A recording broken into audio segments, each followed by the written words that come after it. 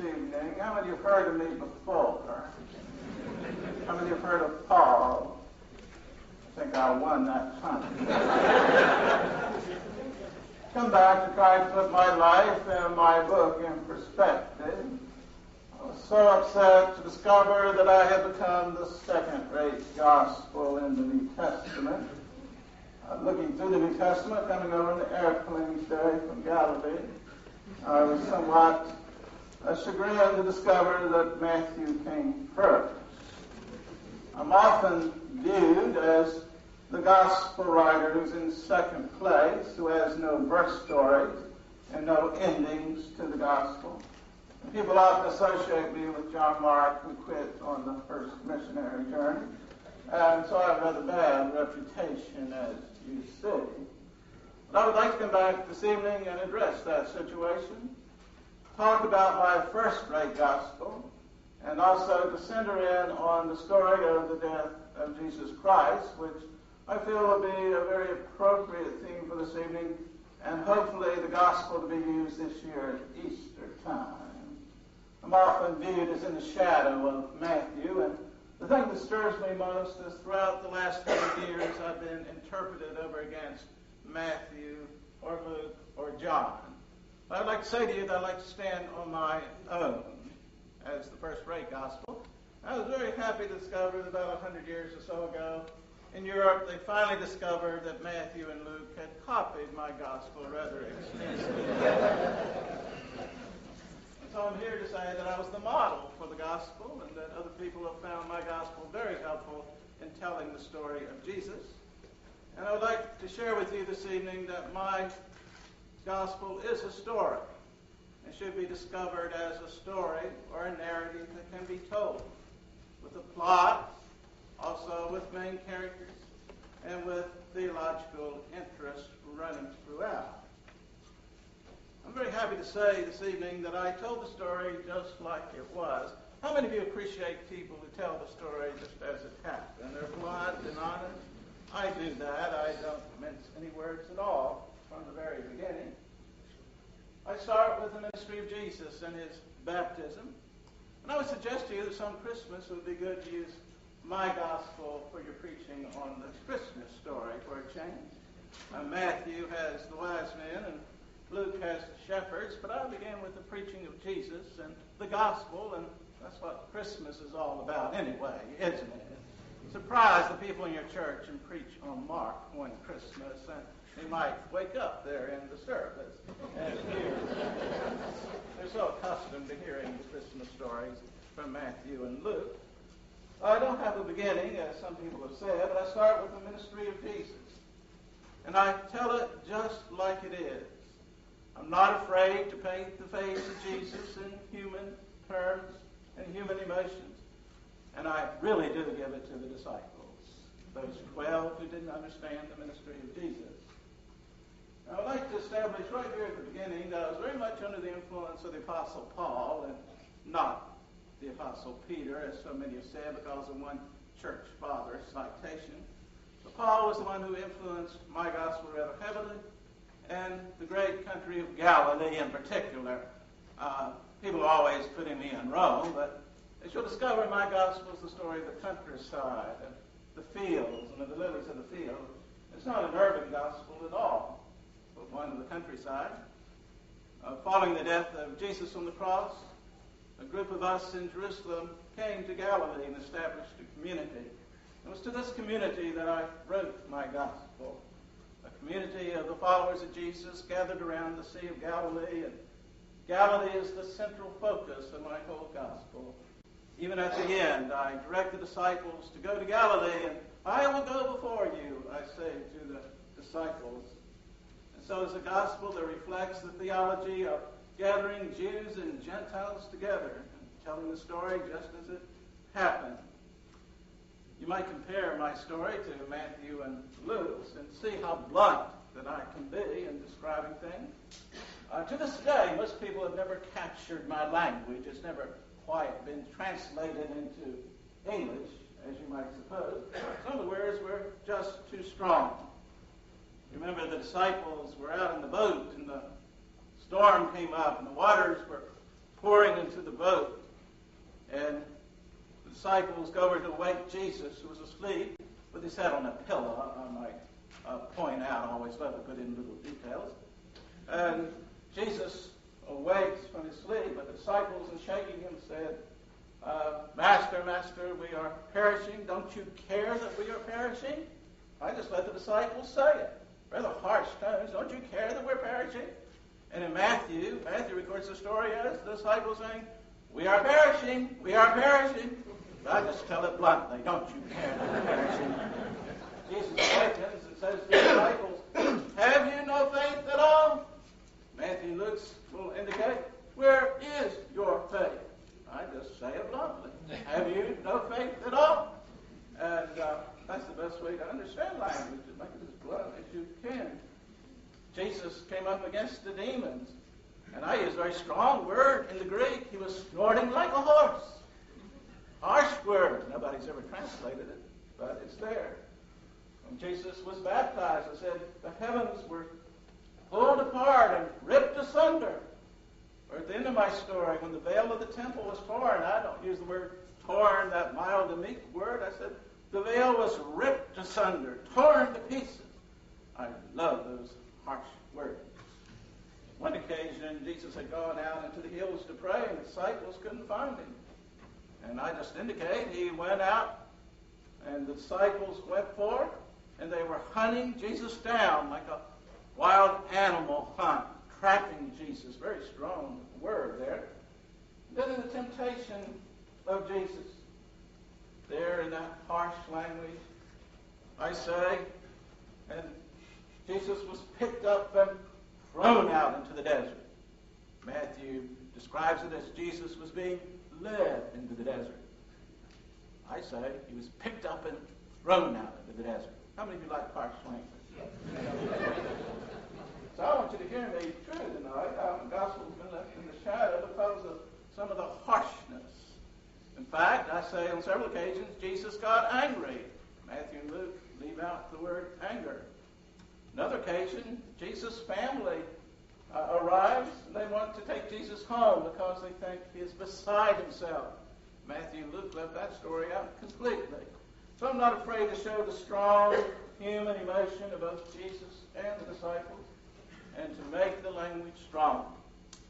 My favorite word is epitomao, that is in my native Greek, which people, in translating it, has, of course, they watered it down. And Jesus rebuked the disciples. Epitomao almost means to physically censure. In fact, you could translate it to rap on the knuckles, because a favorite device among the Jewish rabbis, the student didn't recite correctly, the rabbi would rap them across the knuckles. Very good device for teaching. And so you can almost translate that word to rap on the knuckles, which I would like to translate. 9 times I use that strong word. Jesus comes up against the demons, and he raps them on the knuckles, and they come out of the individual. Even the sea is treated as a demonic kind of lake. And Jesus raps the sea on the knuckles when the waves are pounding into the boat. And even Simon Peter, in the confrontation at Caesarea Philippi, Peter epitomaos Jesus, and Jesus turns around and epitomaos Peter. Matthew and Luke never records that story. Well imagined. And so it's interesting just to follow through the epitomos, that strong language of rebuke, or even stronger, I would say. 9 times it plays a part in my gospel. So it's a gospel of rough language, tough talking, and so far nobody has really ever translated it to capture all the flavor of my gospel, the second gospel, as you call it. As you look at the Gospel of Mark, you soon discover that it tells the story bluntly and fairly and quickly, and I love to use the present tense. 151 times I use the historical present, so everyone will think I'm telling the story right in front of them. And do you know Matthew removes all of them except 21, and Luke takes out all of them except one present tense. I have 8 Aramaic words to show the primitive nature of the sources I use.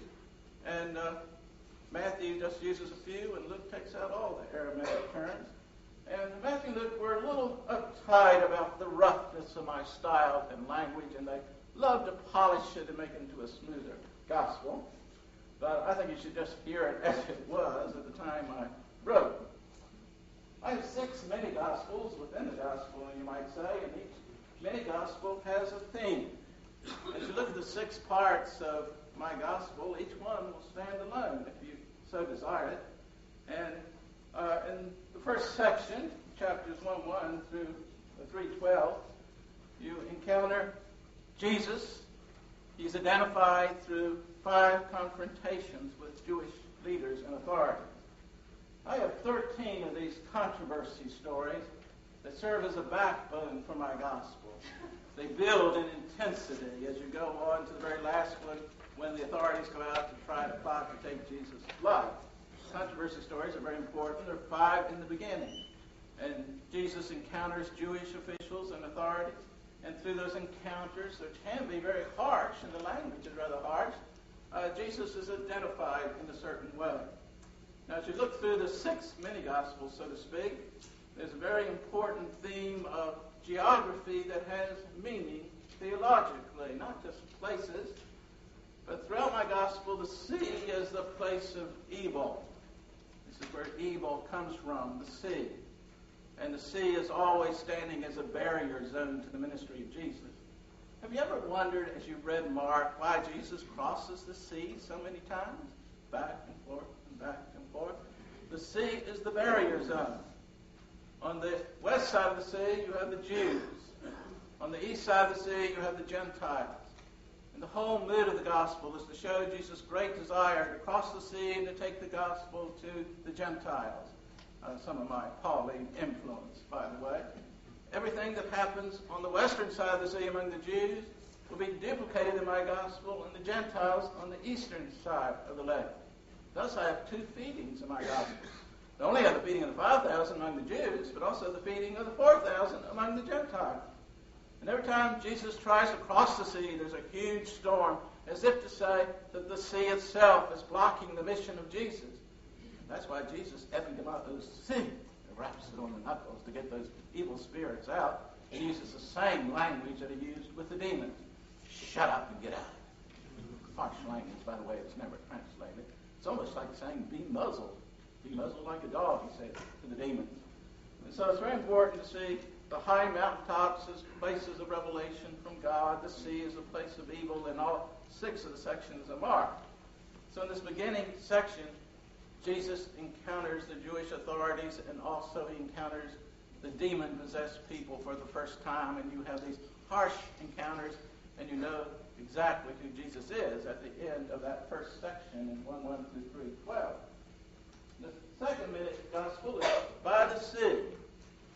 The disciples are sent out, and the disciples come back and give their report at the end of the section, starting in 3:13, going on through 6:30. And each section, I make a gigantic sandwich type of construction. And in section 1, you have the ministry of John the Baptist, and at the end of section 1, you have the ministry of Jesus and the healed and the sick. In this section of by the sea, starting in 3:13 and going through 6:30, you have the disciples being called and named. Then they're trained through parables and through wonderful miracles. And at the end of 6:30, they come back from their missionary journey and give their report. The whole section is by the sea and training and teaching disciples. And I put almost all the parables of Jesus in one section, chapter 4. Very unusual, not like the other gospel writers. And all the teachings of Jesus, and in the parables especially of seeds and growing, from small beginnings come great results, would be the teaching in that section. And so disciples are trained. I think there's a very clever way of presenting the disciples. And I present the disciples, as I said, with all of their warts and failures and shortcomings. And I think that's the way they should be presented, because I'd like for you to identify with the disciples as leaders of the church. And then in the second section, we see then the teaching of Jesus to the disciples. The third section then begins in which we have eating and feeding as the theme. this section going on from 6:31 on through 8:22, you have Jesus feeding the disciples, Jesus feeding the multitudes, and eating and feeding. Those words are used over 20 times in this one section. I know as Baptists you will appreciate that.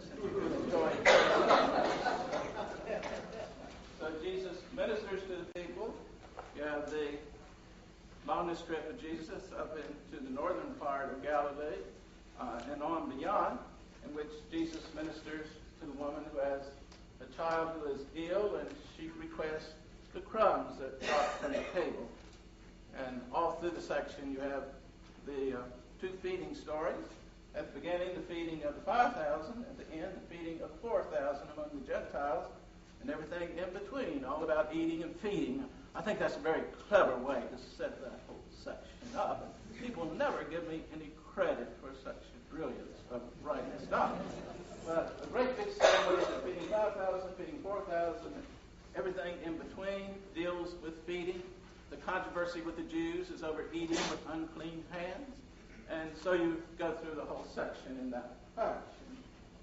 The fourth section, or fourth mini-gospel, has to do then with the confrontation of Jesus on the way. I use on the way or on the road about 10 or 12 times.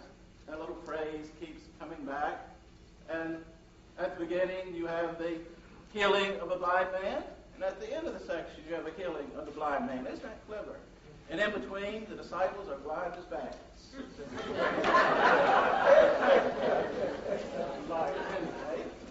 3 times on the road, Jesus first of all meets the blind man and heals him, and he sees the light.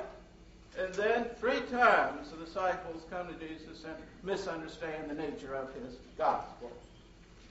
Number 1 is Simon Peter himself. I don't show him as the great, bright disciple as the other gospels do.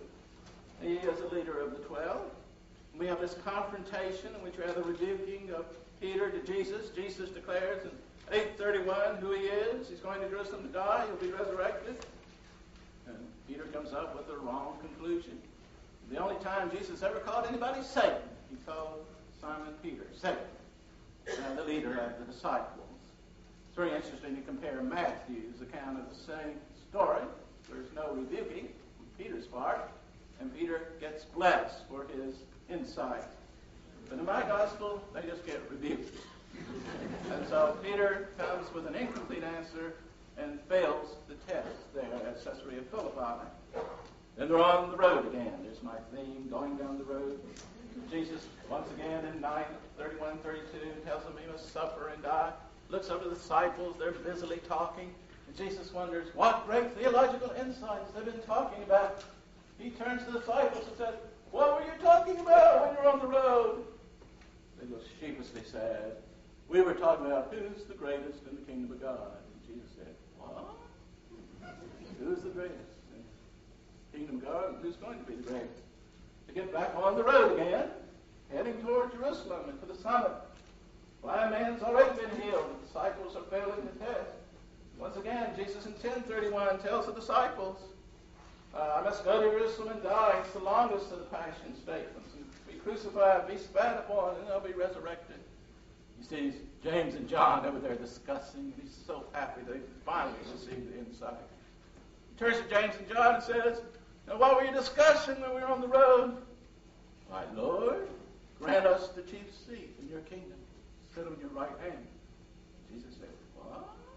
He comes out with a very strong statement of how blind the disciples have become and how darkened their eyes have become. And immediately he turns and heals another blind man, blind Bartimaeus. And again, he's back on the road heading for Jerusalem. Isn't that a beautiful section of my gospel? It'd be good to preach on the Easter time with all the blind Christians we have today. I just don't mince words at all, as I've already told you. And of course, the fifth section, 11 through 13. And in this section, I put down the Jewish temple. I don't have much use for it. As you read my gospel in chapter 11, you have the grand procession into Jerusalem. I'm going to surprise you. You're going to try this one year at Easter time. In my gospel, there's no triumphal procession into Jerusalem. We always preach that on Palm Sunday using Matthew and Luke, as always. But in my gospel, when Jesus and the disciples get there, nobody comes out of the city. It's just strange silence. Jesus goes in and looks around. There's not a soul there. The only people who are cheering on the way into Jerusalem are the people who come with Jesus from Galilee.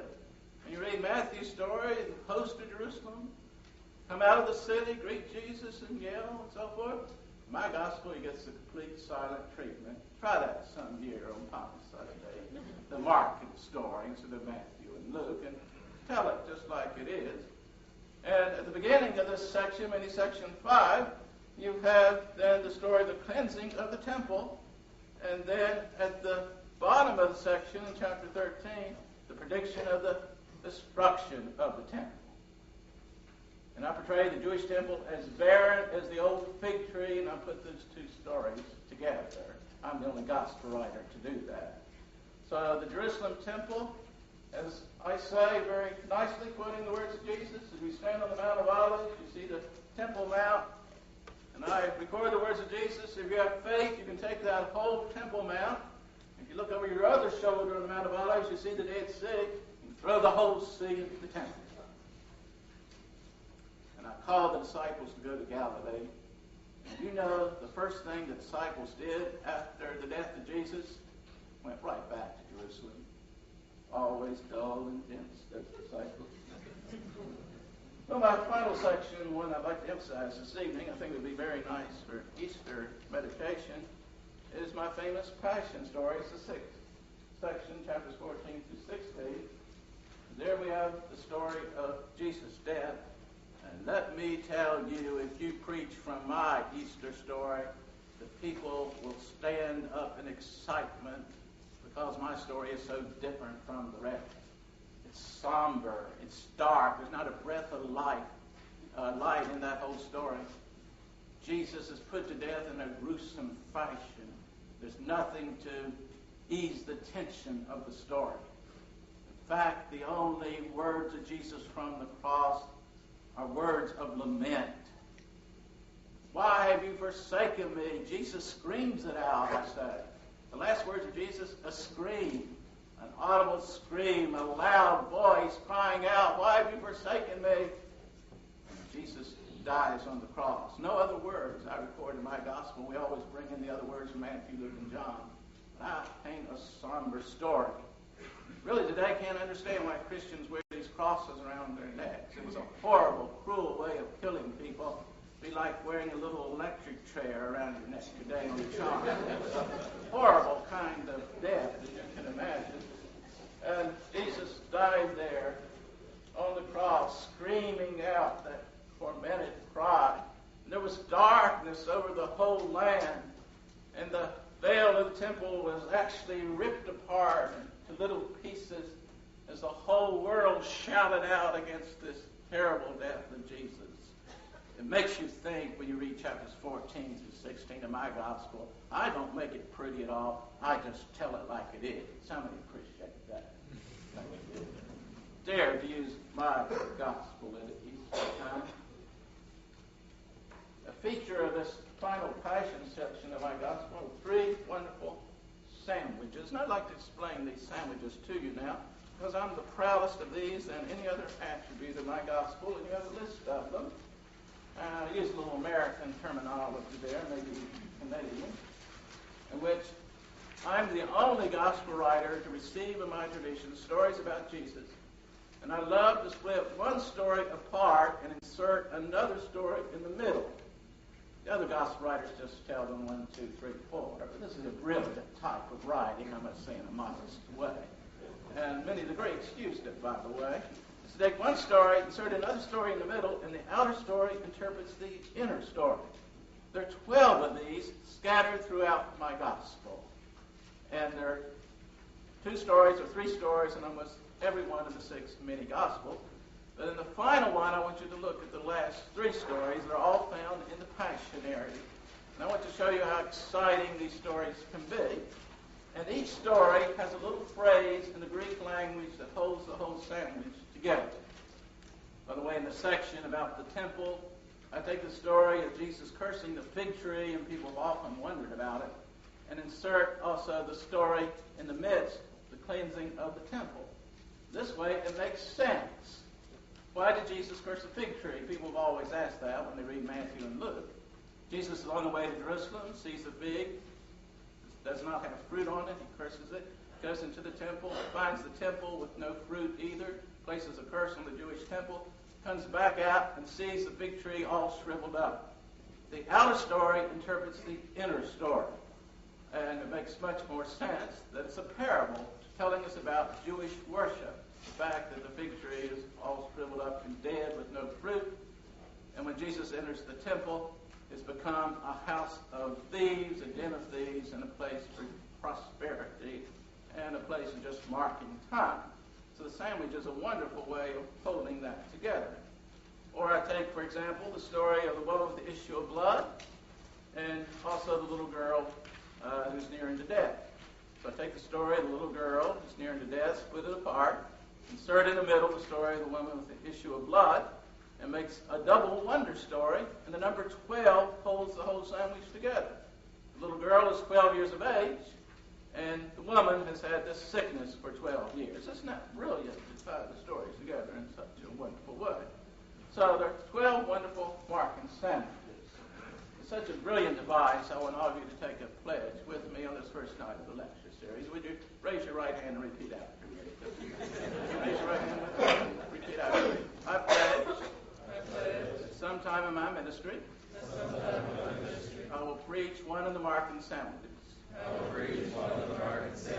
Where without end, amen.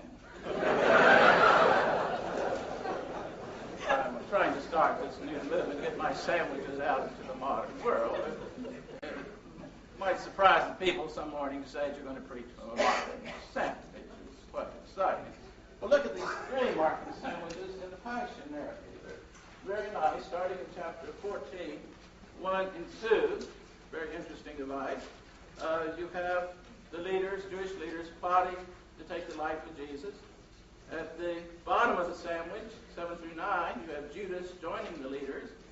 And in between, you have the story of a woman who comes to anoint the head of Jesus with costly oil, and I don't give her name in my gospel.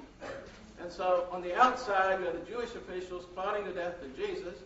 Judas, once a disciple, turning his back on Jesus. In the middle of the story, you have a woman's discipleship held up before the eyes of glory. And I love to stress the little people in my gospel. They never get enough emphasis. Disciples are a bit dull and dense, but the little people come through. The little old lady in the court of the women putting in her mite, and she's praised by Jesus. And you know, the only person in my gospel to understand who Jesus is, not the disciples, they never understand. It was the leader of the execution team, the Roman centurion, standing at the foot of the cross, looking up at the cross and saying, surely this is the Son of God. It's the little people that's so important. And all the wonder stories, the little people come in as a choir. And although the disciples didn't even recognize the importance of the feeding of the 5,000, the little people are there, they always chant, how marvelous, how wonderful, how marvelous, how wonderful. You're just always there on the side seeing. I always appreciate the little people. You should appreciate those in your church as well. How many of you appreciate your little people? Do the little job. Well, the little people play a significant role. And here this woman, unnamed, comes in, anoints Jesus with this pricely perfume. And she's the only one to understand true discipleship. And Jesus said she was anointing him for death. She understood what was going to happen in Jerusalem. And outside, one of the 12, Judas. And every time I named him, I always added a little phrase, and he was one of the 12. He was one of the 12. I want you to know that, you see. And even at the end of the story, Jesus changed Peter's name back to Simon when they were there in the Garden of Gethsemane. It's Simon now instead of his new disciple name of Peter. The disciples failed the test, and Judas there on the outside, this unnamed woman on the inside, doing a wonderful act of discipleship. Isn't that marvelous the way I've constructed that sandwich? It would make a tremendous sermon. Well, there was Judas. Next of all, we come to old Simon Peter. Simon, a flittering dove that would flit in every direction, as I remember him. Strong words, slow in action. I construct a wonderful marking sandwich here. On the outside, you have Simon Peter's portrayal of Jesus in the sense of the fact that he denies Jesus the 3 times. On the inside, you have the Supreme Court of the Jews denying Jesus. So while the Jews determined the fate of Jesus, and the trial scene that I bring in at that point is one of my best constructions there. So many people have read it over and over again. Peter's denying Jesus on the outside, the Jewish leaders denying him on the inside. And Pilate there over the trial of Jesus in those harsh terms. Wonderful sandwich, a nice way to present that on Easter week. And the final sandwich there, sandwich dealing with women. Bless those dear women. On the outside, you have the women all wondering where they're going to put the body of Jesus. The bottom of the story, coming back to anoint the body of Jesus. On the inside of the sandwich, the story of the death, the burial of Jesus. And so it makes a wonderful way to end the story.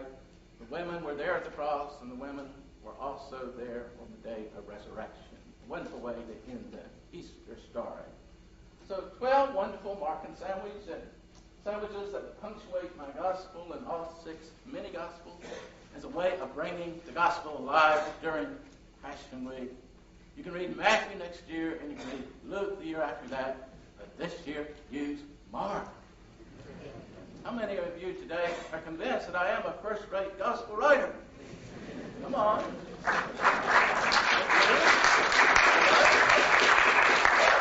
Hard to get people to change their minds at that point. So much involved with Johnson and others like that. The whole theme of my gospel finally is to say it is the cross of Jesus. It's only at the cross of Jesus that you recognize who he is. By taking up your own cross and following in the footsteps. As you read my gospel, I want you to identify with those disciples. They're dull and dense. Disciples have been that way all the way down through the Christian centuries, but there's still hope that Jesus will lead them ahead to go to Galilee. The cross is the center focus, and that is why only the centurion at the cross recognizes who Jesus is. He's standing there looking at the suffering of Jesus, and thus he could say, truly, this is the Son of God. The whole theme of my gospel is at the cross, Jews and Gentiles will be united together.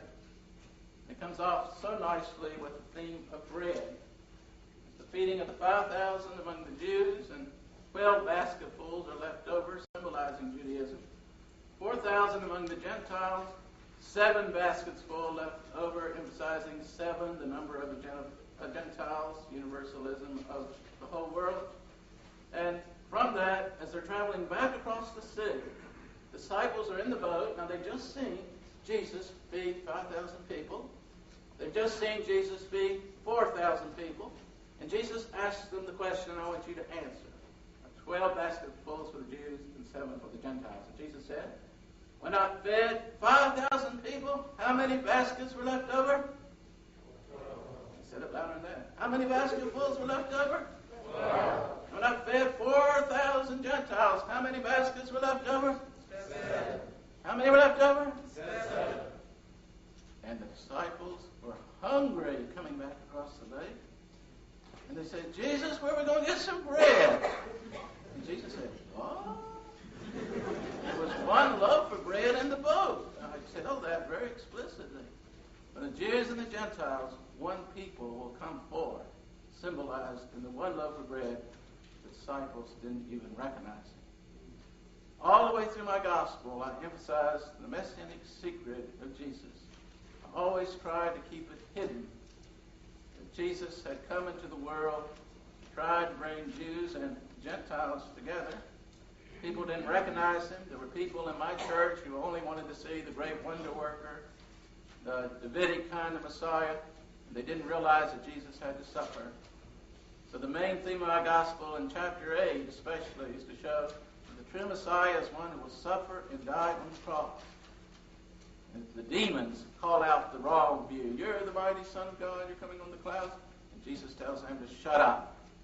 Anytime you have to shut up, that's a rather strong word. Say this is the incomplete view. If you're going to know Jesus in my gospel, you must see the cross and see his suffering. And you must take up your cross too. I've come a long ways this evening on a cold night. We don't have this kind of snow in Galilee. I'd like to have some questions from you fine people. Just address me as Mark. I warn you, I'll be blunt and honest. And so we'd like to ask you a question this evening. Yes? Why did you go back from Perga? From Perga, yes. I thought people would bring up that story. Remind me a lot of James, the Lord's brother.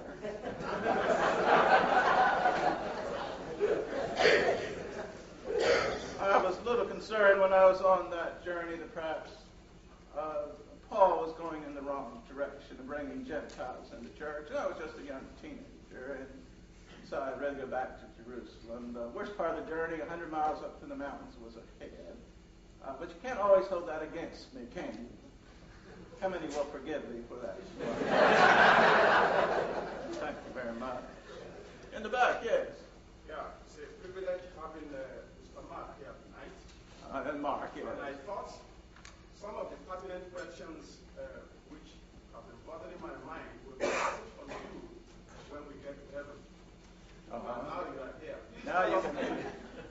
Most people have a long list for There Paul. have been controversial discussions, scholarly too, on the longer ending of your gospel. Yes. Tell us, if you like the longer ending or it is an addition, a later addition. Since you've invited me to Acadia to do these lectures, I'm going to give you a special revelation tonight. Just for you, I did not do the ending of that gospel. And I ended with 16a. That's where it should end. The women run away, are fearful. Disciples have run away. And I want to leave you with the cross before your eyes. The crucifixion before your eyes. The resurrection took place. Jesus ascended. The tomb is empty. But the important thing I want to leave you in your mind is the cross and Jesus on the cross. If you add an ending, then you lose that wonderful way of ending the gospel. You can read Matthew and Luke to get all the stories of the resurrection. But I'd like to leave you with the cross. And that's not a bad place to leave you, is it? Other questions you'd like to ask Mark, rather old disciples? And I can use that word. Don't be everyone, yes. A couple of questions. You've done quite a bit of name dropping. What about Barnabas? I think he'd be at the top of your list. Barnabas was a very fine person. He was a traveling companion of Paul's. But I wish we had a little bit more note given to me in the book of Acts. Barnabas was an outstanding Christian. Who else has a question for Mark? May not get this chance for a while. Yes? Yeah, my second question. Which one of your friends wrote the book of Hebrews?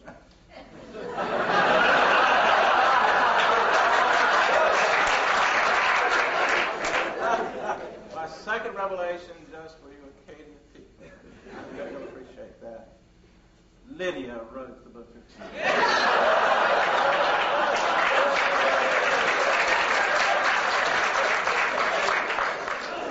That's why there was never a name put on it. If the people had seen a woman's name, they would have never read it. So I say that for all of the women. Now you're the first group to know that. Other questions? Let's get back to Galilee. Yes. In one of the Gospels, it mentions that in the garden, Gethsemane... You're not going to bring that story up on it. And it then suggested that young man was John Mark. I'm the only one to record that story. It's sort of my signature on my gospel. Give that little personal note to it. It's also sort of symbolic of the disciples that ran away too. The same words, by the way, in my gospel are used for the young man in the tomb. Same Greek words are used. And I don't say angel, I say young man was in the tomb. So I thought that was a very interesting note to put in there as well. How did you remember that story, by the way? Final questions or to depart? What way were you profitable to Paul? To Paul? The last of his life. Yes, Paul was a wonderful teacher for me. As I say, I was much more under the influence of Paul than Simon Peter, in spite of Papias and other church fathers. Paul's theology is in my book, Jews and Gentiles are one. And Paul also later forgave me when he was in jail in Rome. I hope you remember that. I was his good friend to the very end. When you're young, you do make mistakes. I suppose we all think of that. Don't remember that story so much, though. How many will remember my positive points? Final questions? Yes. You pointed out that you didn't include any nativity stories in your gospel. You don't hold that against me, do you? Not at all, but I'm curious to know why. Had you heard about it, or what? Because of my theology of the cross, I thought the most important thing to happen was to preach the cross of Christ, start Jesus with his preaching, and I really didn't think the world was going to last long enough to talk about much anything else, and I wanted to get the gospel out to the people. I really thought the end of the age was coming quickly. But do try that some year at Christmas. Preach from Mark and astound the people of the church. Also on Palm Sunday. Other questions? I'm going to ask a very important question that I wouldn't dare to do, except I hope I have made my case. Hopefully someone in this great crowd of people. How many of you consider my gospel to be your favorite gospel? Raise your hand.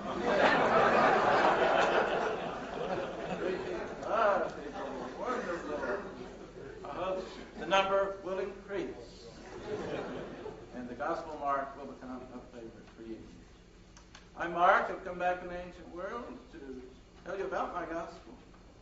As you approach the Easter season, to remember the Passion story, chapters 14 to 16. Tell it through the sandwiches.